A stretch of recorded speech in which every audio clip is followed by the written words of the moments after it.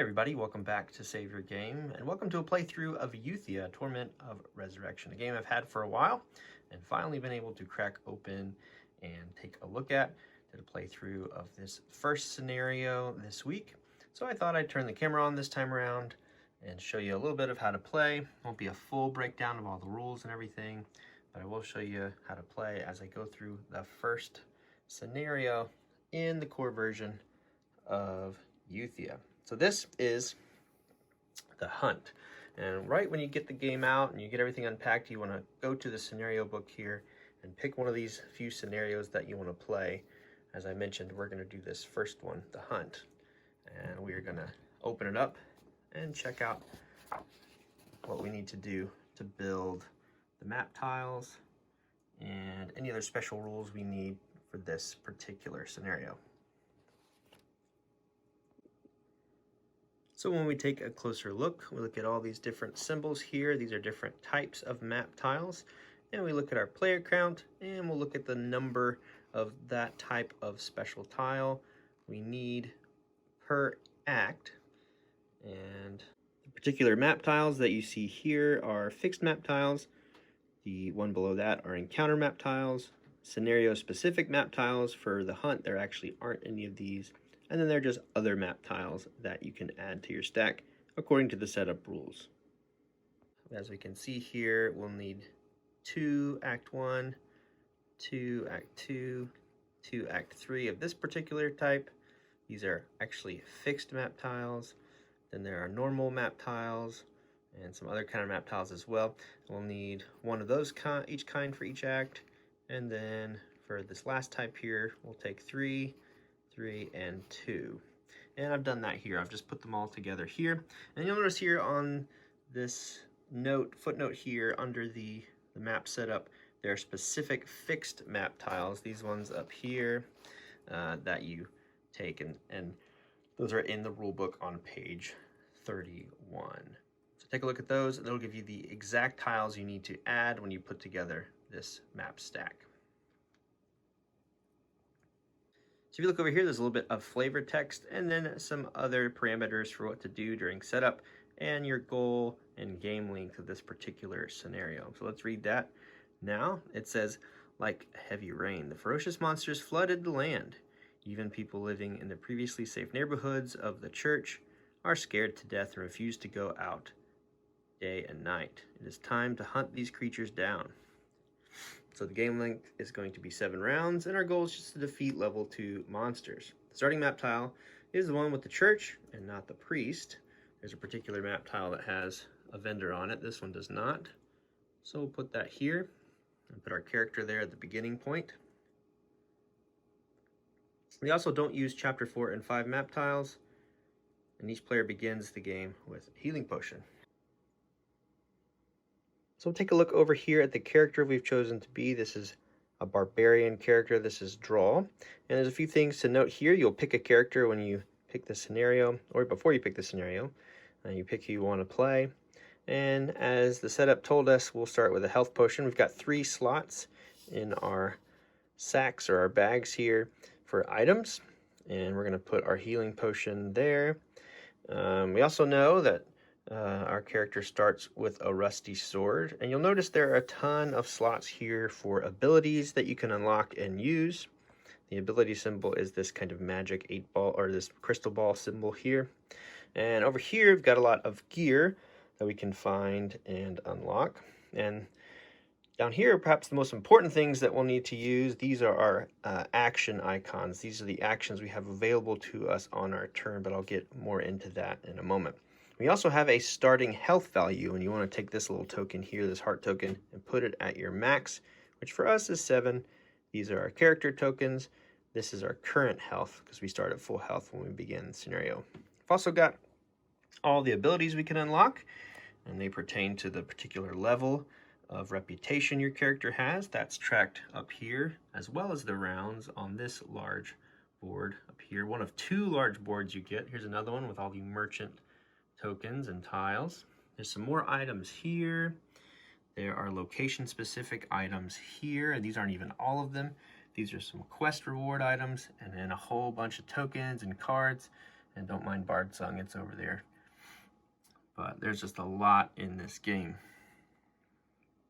This is very important here as well. This is the Die of Hope.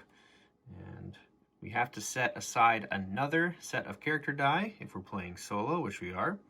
So we've done that. And this deck of cards is pretty particularly special here. This is the roll for the enemies and the monsters we'll fight. And since we're trying to fight level 2 monsters, that's going to be pretty important. This is our starting item here, a rusty sword that we'll use to fight those monsters. We also get to start with 4 guard tokens, and these are really important, but we'll get into those in a moment. Each hero has a particular icon and color attributed to them. For our character Draw here, we have this axe symbol as well as the color blue. So yeah, as you may have noticed, most of his icons and tokens are all blue, and these are the dice we're going to use for him when we fight something. We start each game of Euthia at reputation 0, so we've put one of our character markers up there on 0, and as we do things that will earn us reputation, we'll make our way up the track. The book icons that you see there pertain to the trade action. When you go to a merchant, not only can you buy and sell goods, you can also train your character, but you can only do so up to your reputation level. We'll talk about that more when we get there. We also know that we are going to play up to 7 rounds, and since it's the first round here, our character token there is on round 1.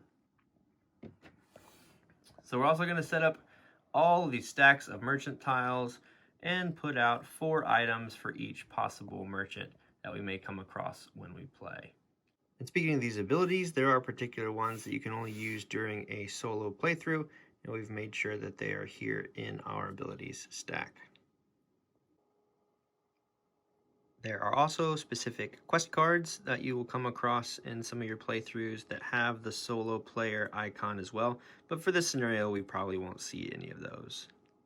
A lot of these quest givers also have their own individual stacks of tiles, so make sure those are close by before you're ready to play. So with that, I believe we're ready to begin our first turn of Euthia. So at the beginning of our turn, we would ready any used items, although we don't have any now since it's the beginning of the game. We'd flip gems over if we've used those, and we would basically just ready everything we have on our player board. Another thing we do here at the beginning of a solo game each round is to make a cache of these silver and gold cards. So we're going to add a silver card to a monster cache. We'll just put it aside for now.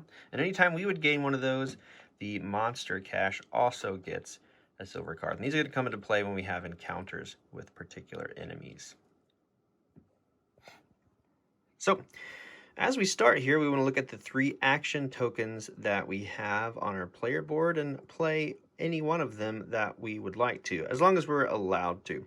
Now you notice that each action token has a movement numerical value here, 1, 2, or 3, and they also have an either or section on the bottom as well. So there's a mining action we can do. If we're on a space we can mine. There's a trade action we could do if we're on a space that we can trade.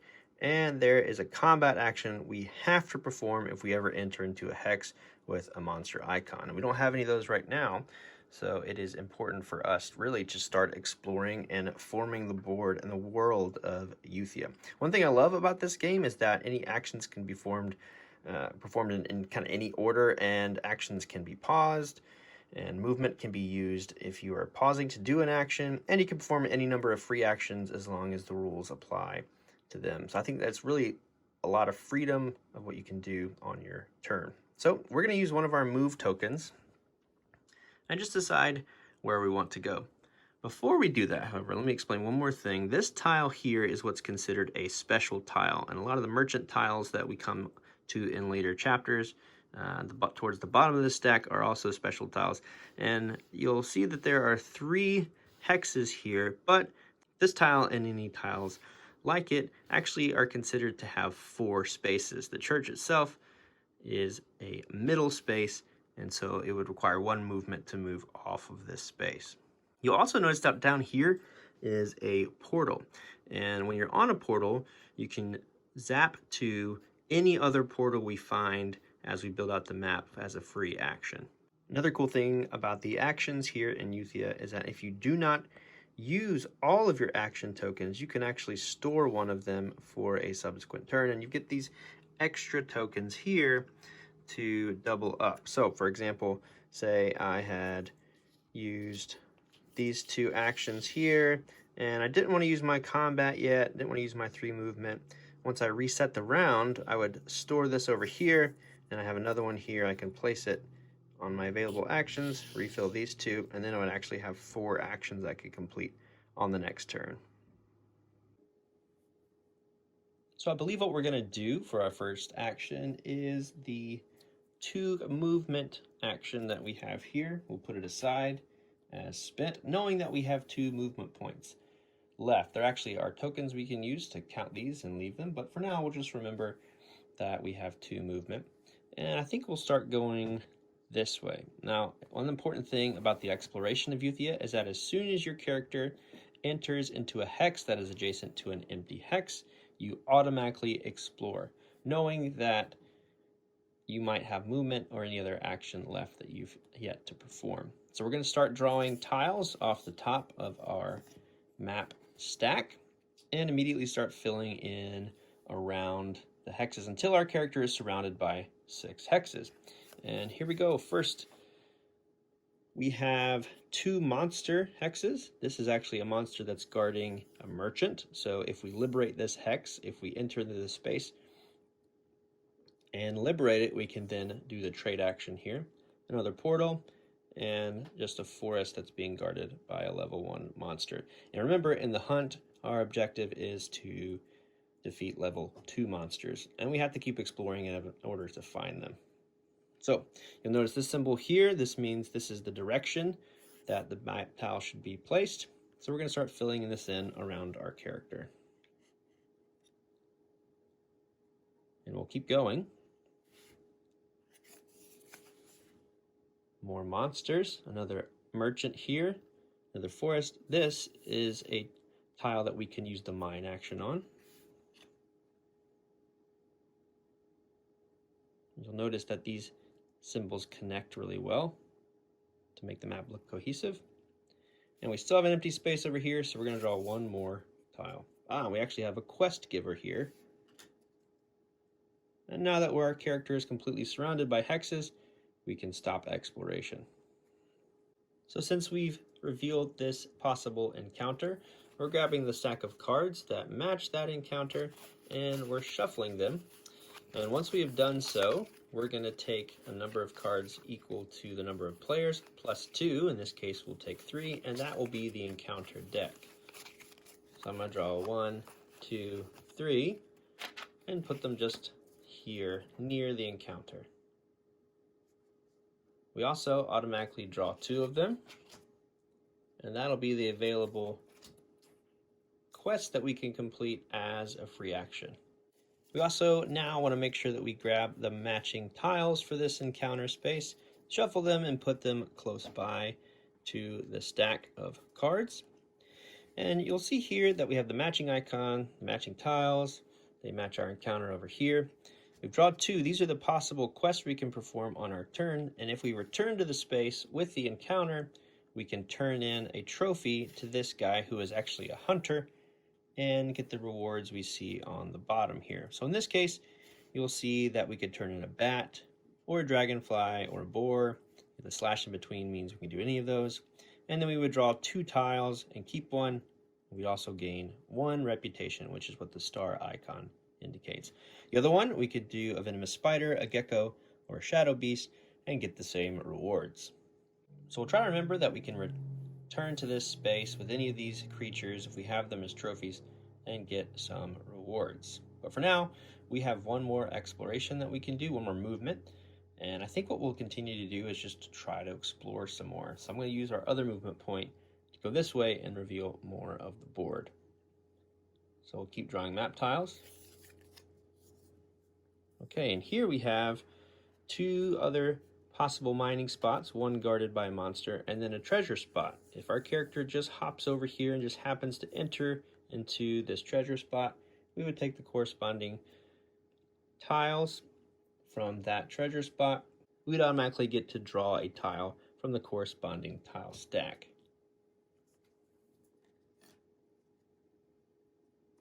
we'll put one more tile out.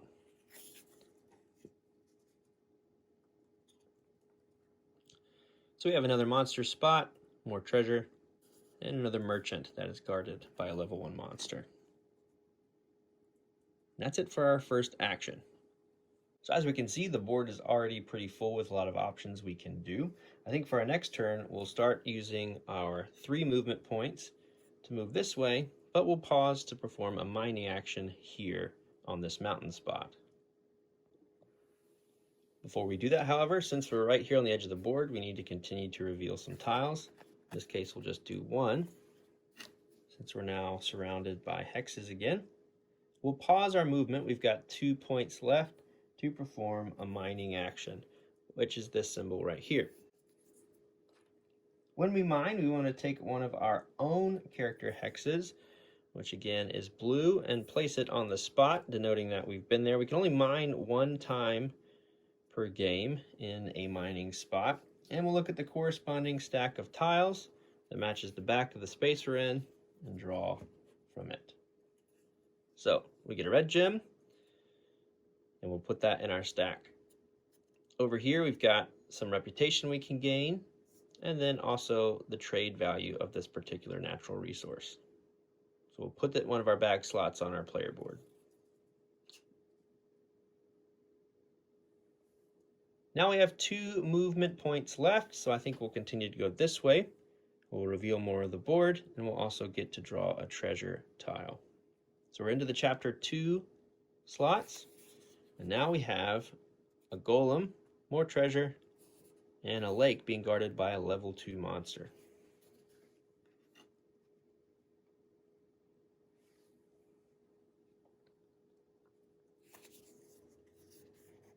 Another merchant, more treasure, and a lake spot guarded by a monster.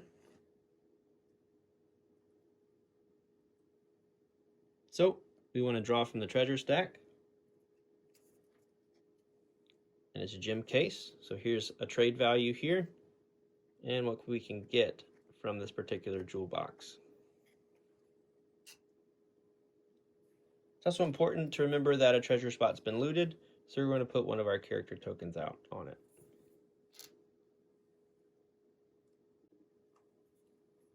So one thing you can do when you gain a treasure tile like this is you can store it on one of the sacks on your player board, or you can use it immediately and gain the gem that's denoted, as if we looted this chest. And I think that's what we'll do now. We'll discard this treasure tile and we'll get this particular gem.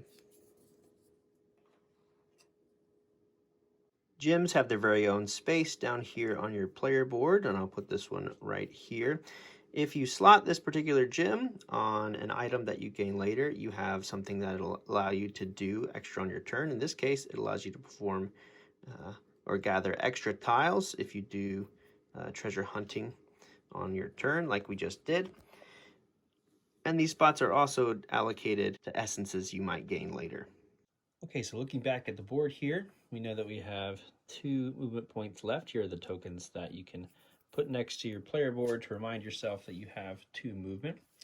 And I think what we'll do now is actually move over to the elemental spot. Now, there are different types of elementals all throughout Euthia, and they each do a different thing. Most of the time, every space in and around the elemental tile is affected in a certain way, and the earth elemental, who is our friend that we have there, is actually going to be possibly allowed us to gather some more stuff. Each elemental that you see in Euthia has a different effect, and you got these handy cards here to remind you what they all do. Some of them are pretty nasty, some of them can be good, some of them are a little neutral and just affect every die roll, and some of them are going to add. Some of them are just neutral, they'll affect die rolls, but you can also confront them, and if you do so on the earth elemental, there's not really a chance of anything bad happening, but you do have a chance to draw some treasure and even possibly get some essence, which are really powerful items that you can have that go in those spots we just talked about. So we'll take one of our 2 movement points and move over here to the elemental spot as we've done and try to confront it. We'll roll a hero roll in just a moment, but we first need to reveal some more of the board. Here we have a teleport spot, another earth elemental, and another merchant. So let's put that out now. All right, so we're going to do a hero roll here and try to get some of the benefits of doing so on an earth elemental spot. So let's roll. Put this aside here so we know what we're doing. And we have a 9. So if a 9 happens, we get to draw 2 mining tokens, or tiles I should say, and pick one. So we've got a ruby and this white gem here. So we'll take this one, it's a bit more valuable.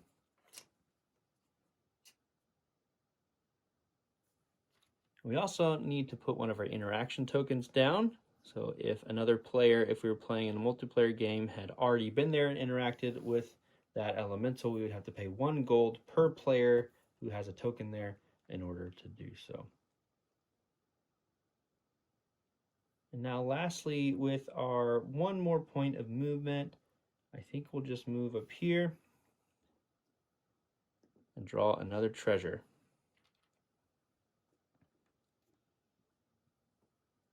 And this time we have a guard token scroll, which is probably the least valuable of the 3 items we have in our 3 slots on our player board, so we'll just discard it. We have full Gar as well, so we can't get any more of that. And that's it for a round. As you can see, the board can get filled out very quickly. And now we'll move on to a subsequent round, round 2. So we'll make sure to move up the round counter. As per the solo rules, we'll add another silver card to the cache. We'll get all of our action tokens back and move on from here. Now, I really think with a full bag of stuff, we need to go on and move to a merchant. So what we're going to do is we're just going to move up to this spot up here and use a combat action. So we'll forego our mining token this time around in order to use that 1 movement, and we'll come up here. Now let's see how combat works. All right, so now that we've entered combat, we need to look and see what type of monster. And now that there is 1 sword through this icon, we know that is a level 1 monster. So we'll take a look at a card from the level 1 deck. You will see here that it has a health of 3 to 5 and can deal 1 to 3 damage. So not too formidable, although we only have 7 hit points, so anything can take us out really in Euthia. You also notice here that this says 0 to 15 star or reputation reward, meaning we can actually only confront this enemy if our reputation is between 0 to 15. In our case, it is because we're still at 0. Down at the bottom, our reward for defeating this monster will be 2 reputation and a silver card. So let's go ahead and draw it, and we'll see what we're getting into. It's a wild boar. So taking a look at the wild boar, we see that it has 4 hit points or 4 health. It gets a silver card. It also gets what's called a chaos token, this symbol here, and it has a guard token. So we'll put it down and draw all those things for it.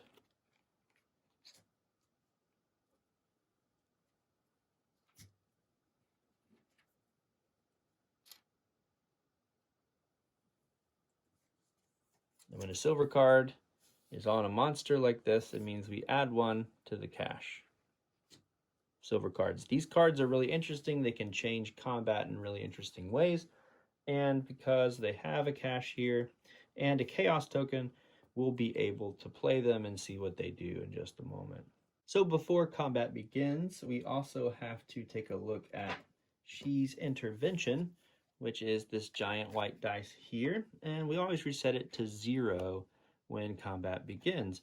Now, this is a goddess character that's in the game, in the lore, and it blesses the heroes when they need it most. So if you take a look at over here at these 2 ranges of values, anytime a hero roll in combat is between a 2 and a 5, we would get to add a pip to the Die of Hope. If a monster roll is between 10 and 12, we also do so. And when these pips are here, you can spin them to give ourselves a +1 to a die roll, We can gather Gar, or we could get one more wound added to an attack, or add the +1. We could, if there was one pip there as well. So that's what the Die of Hope does, and we'll set it to 0 now that we're starting combat.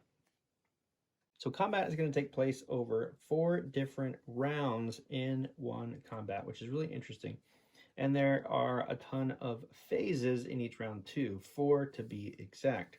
So we can take a look at one of the many player aids you'll get here, and it'll run down how we're supposed to deal with combat. In a multiplayer game, you would determine the monster player, but in this case, we're just allowing the cards to dictate how it comes out for us. The monster player would reveal a monster card and take the cards and tokens shown on it, and then use any global effect tokens if necessary. Before anything happens within the combat rounds, you would get to roll for first strike weapons. And there's a lot of variety of weapons in the game. These are some of the symbols that denote a first strike weapon. We don't have any of those right now. We just have our rusty sword, so we won't be able to do that. We then would move on to a hero healing phase, and this is really interesting because the hero gets to heal twice in any given combat, which is pretty awesome. And we do have this healing potion that we began the game with, but we're at full health for the moment, so we won't need to do that. We'll then move on to the monster attack phase.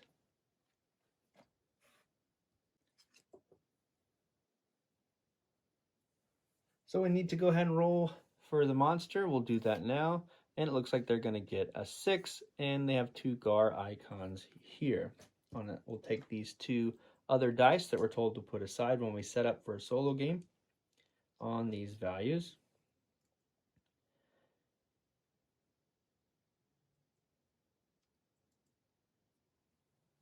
And since we see that there indeed is 2 Gar icons here, that means if the boar has, or the enemy has a token here, they would use it. And Gar is really interesting. I'll go into how that works now. When a Gar token is used for yourself, or in this case, the monster is going to be the one using it for itself, you would spend the token, and then you would re-roll either of the 2 dice. In this case, we'd probably want to roll the lower dice. So we'll do that now. And it's a 4, so now the roll is going to be an 8. But not only does it allow you to re-roll if you'd like to, it adds 2 to the total.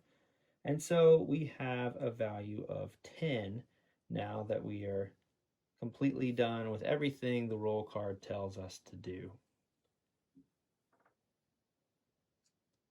So I'll go ahead and just adjust there so we remember what our total roll is.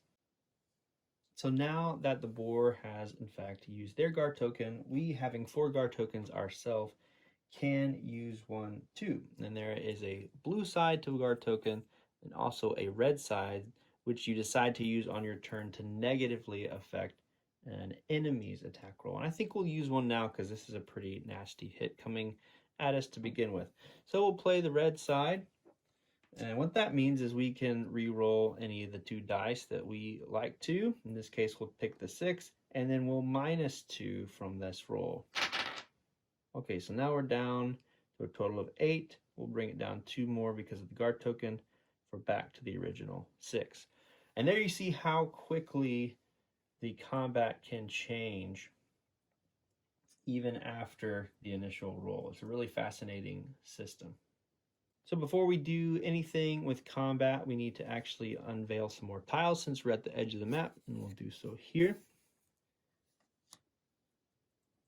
Up top there, we have another mountain, a portal, and a combat, and then we'll do it one more time to unveil this part of the map.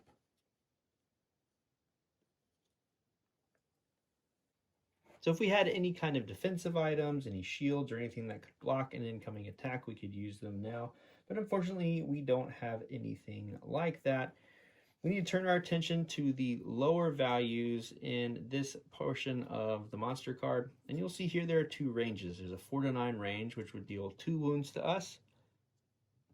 Move it a little closer here. And then a 10+ range, which would deal 3 damage to us.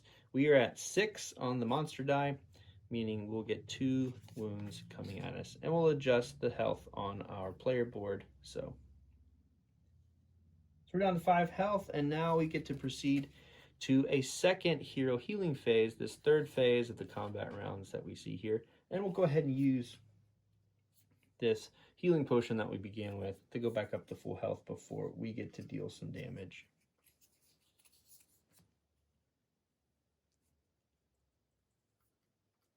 So we'll grab our dice and do a hero roll here, and it's not very good. It's only a 3. But if we look back over at the intervention card, the Die of Hope, if a hero roll is between 2 and 5, which in this case it's a 3, we get to increase a pip, which we'll do right now. So Die of Hope stands at 1. If we spend that pip, we'll get to add 1 to it, and we do have 3 more guard tokens, which I think we'll go ahead and use another one to re-roll this 1. And that was decent. We're up to 5, which is still within the lower range of the weapon that we're using. If we roll between 3 and 5, we get to add 1, although we get to add 2 because we used the guard token, getting us to those 2 wounds dealt between 6 and 10, which is great. So we'll take 2 wounds from our wound tokens here, place it on the board, and we'll move on to a second round of combat. So starting back over at the beginning of combat rounds, we will go to a hero healing phase, which we are at max health again, we can't do, so we'll move on to another monster attack phase. And so we'll draw another card here. It's another 6, but we got 2 different icons here. We've got chaos token icons, meaning this monster will spend one of these. Since they only have 1, they can only spend 1. If they had 2 tokens here, they would spend both, and I'll explain how that works now. So since there is a chaos token icon here on their roll card, they will want to perform what's called a chaos action. So they'll discard this token, meaning they don't have any more, and we'll look over to the monster cache of cards. If there were gold cards here, at any time there are 4 silver cards within a cache or in your personal stash, you can trade them in for 1 gold. They don't really mean much for the hero apart from the fact that gold cards can be turned into gold coins. But for the chaos action, we would start with gold cards drawn, and depending on how many tokens we played is how many cards we would draw. As it states in the rules, if there are at least 1 card in the gold cache, we would reveal the top card from the gold cache and continue revealing more cards until you draw 3 cards of the same type or reveal a card of a different type. If you reveal a card of a different type, you put the last revealed card on the bottom of the cache.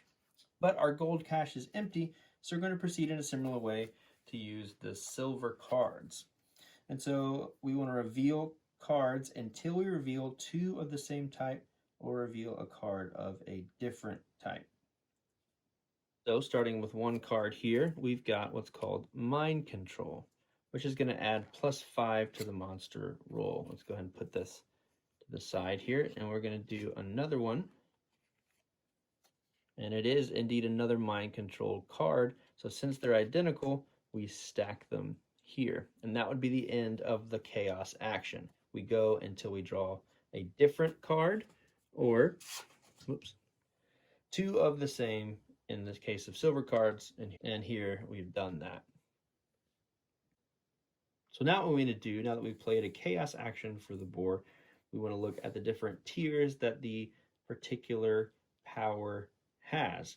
We played 2 cards, 2 mind control cards, so we look at the 2 cards played icon. What this means is that the monster roll is now increased by 3. We'll go ahead and do that so we remember, making it a total of 9. And we're going to have a Gar token stolen. So we'll lose another Gar, meaning I think it goes over here, back in their cache.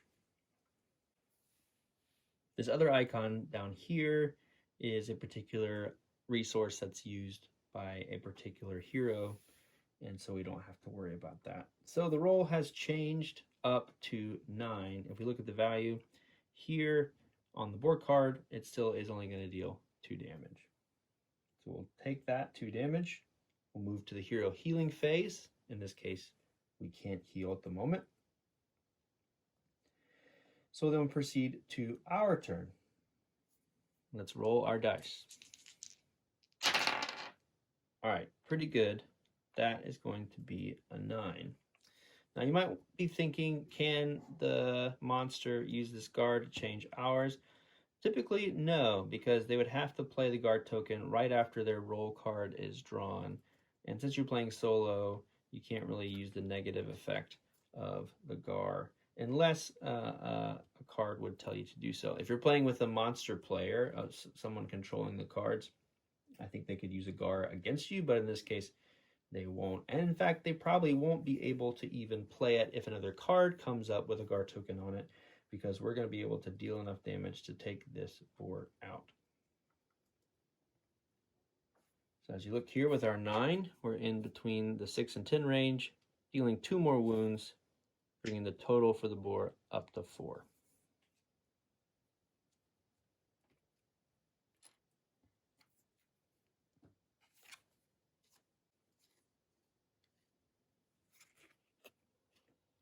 So if we remind ourselves here about what the reward is for completing this combat encounter, we'll get 2 reputation and a silver card. So we'll change our reputation up to 2 on the reputation track and draw a silver card. Now the solo rules state that anytime you gain a silver card would get added to the cache, or a like card. If we gained a gold card, we'd add a gold card to the cache. So we're putting another silver card up here since the card we drew was silver. We also want to look over here at the hex that we are in for this combat encounter, because sometimes we get even more rewards for liberating certain hexes. And in fact, because this is a trader spot and we drove this boar away, we're going to draw 3 coins for completing this combat. There's a spot on the lower left of our player board for those coins. We'll put those there. And we also have to remember to put one of our interaction tokens out. The last thing we can do once we complete a combat encounter is we can keep this card as a trophy. And if you remember the hunter cards that we drew earlier, one of the rewards we can turn in to complete this quest is a boar. So we're going to put that face down on its side over here in one of our storage areas, and hopefully make it back to the hunter before the game is out. Now that the combat encounter is finished, we can use the last token on our player board to perform this lower action here, which is the trade action, since we're in a merchant spot. So we need to take a look at the trade board up here, and you'll notice there are 3 different types of merchants. Regular merchants, these are alchemists, and these are dragon slayer towers. We happen to be in an alchemist spot, and we'll take a look at their stores here. And then we'll go over all the things you can do once you're at this spot. Before we do that, however, I want to take a look at the player board once again. You'll notice there are lots of slots for abilities as well as gear and equipment. Every slot that has a gold value, or even over here, you'll notice that there is an essence value here and a slash. These slots have to be unlocked by paying that particular gold to the bank. So for instance, here, if we wanted to have a breastplate, we would have to pay 2 gold to unlock it. And over here, you could pay the gold value to have more slots for your abilities that you can train in, but you could also pay any of the essences from the elementals. And if we had rolled an 11 on that elemental encounter card up here, we would have been able to gather an essence from it. So let's take a look at one of the other player aids that we have. This one talking about all the trade rules. And here we are at the Alchemist. Here are the things we can do. We can pay 1 coin to train in our ability and also heal up to 8 hit points if we need to.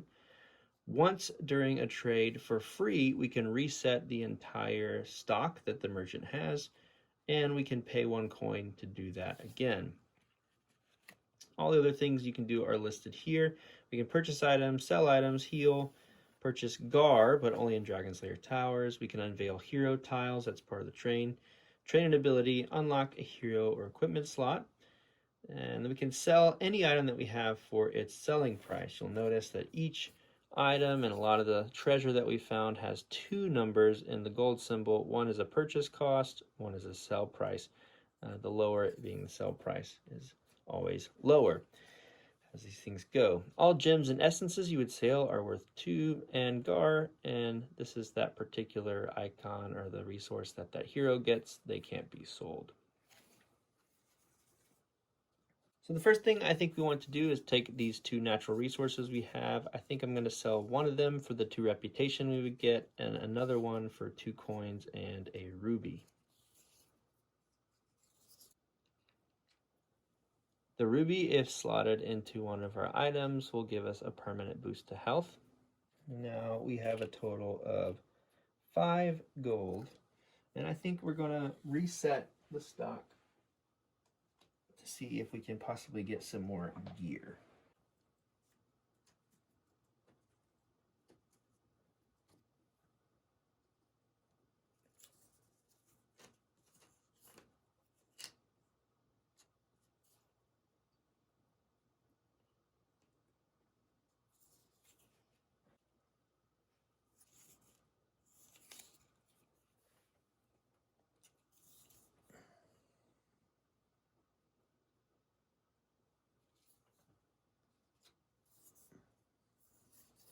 One of the things we drew is this kind of luck scroll with just 1 coin. I think we'll buy that.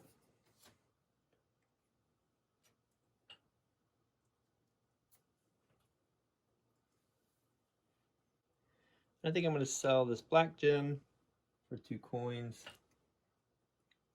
in order to buy this magic sling, which is a first strike weapon, which could come in handy. And we'll put that up here next to our sword.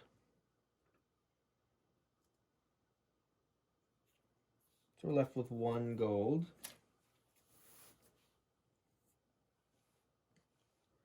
And I think we can use it to train our hero. So when you unveil new hero tiles, what you're going to do is you're going to take hero tiles from your stack. You take all the face down tiles that are at or below the reputation level that you currently are. We're currently at level 4, so we'd take these 2 and these 2 as well and unveil them. And we'll put them over here next to our player board.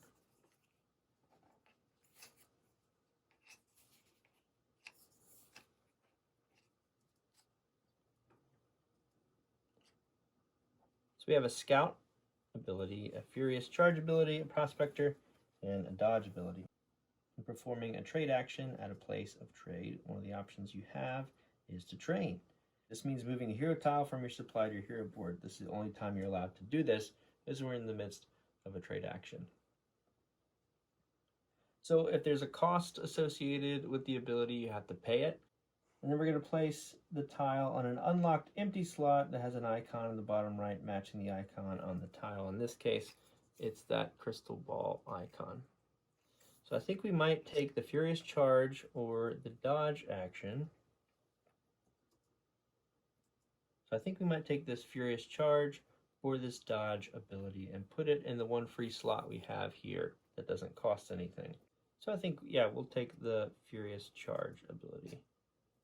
Place it here. The rest of the unveiled ones stay over here to the side. And we can't train again until we do another trade action. So we do have 1 movement point left, and I think what we'll do is we'll use it to move up here to this mountain space and be ready for the next round. We do also need to put out a trade icon showing that we've traded here at these alchemists. We move on to round 3. We add a silver card to the monster cache. We reset any abilities that we've used, and we move on to our action phase. Beginning of our turn, I think we're going to use a mining action here, discard it, and we'll look for some treasure, some natural resources at this mountain space. And in fact, we do get this black gem here. We'll put that in our last open slot, and we'll put one of our mining tokens out here. And now that we do have a trophy in the boar that we killed, I think what we'll do is move over to this teleportation hex and teleport down here to where the hunter is as a free action. But first we need a movement point. So I think we'll have to use the 2 movement because we need to save our combat token for any combat we might want to do later. So moving 2, we'll move 1, teleport as a free action over here, then move 1 more to get down to this encounter. Now when you teleport, you can't just go hopping all over the map, although you do have unlimited free actions. It says in the rules that you can't use a teleport hex again until you move off of that particular hex and move back to it. This would keep you from abusing the teleportation hexes. But as another free action, we can turn in this quest that we have, which is to turn in a boar trophy to the hunter, and then we'll get to draw 2 of that particular quest reward tiles and pick 1, as well as gain another reputation. So here are the 2 tiles we have here, and we have a throwing net and a sword. Let's see if this sword is any better than ours. It is a bit. We might take that. We also have a throwing net, which is a first strike weapon, which decreases enemy rolls.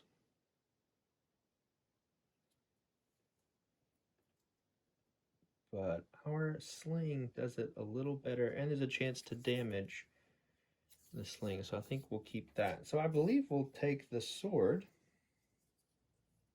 discarding the throwing net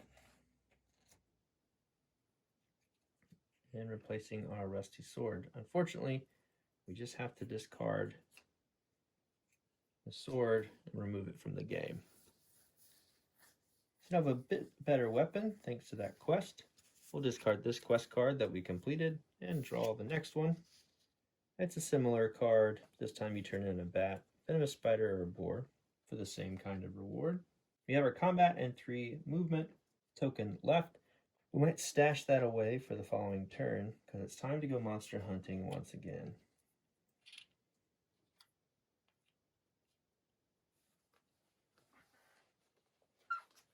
Silver card goes into the cache, and it'll automatically get upgraded to a gold since there are now 4 there. Increase the round marker. We'll play round 3. One thing we need to do is also keep the completed quest near our hero board because it comes into account for final scoring. We also draw this quest card at the end of our turn.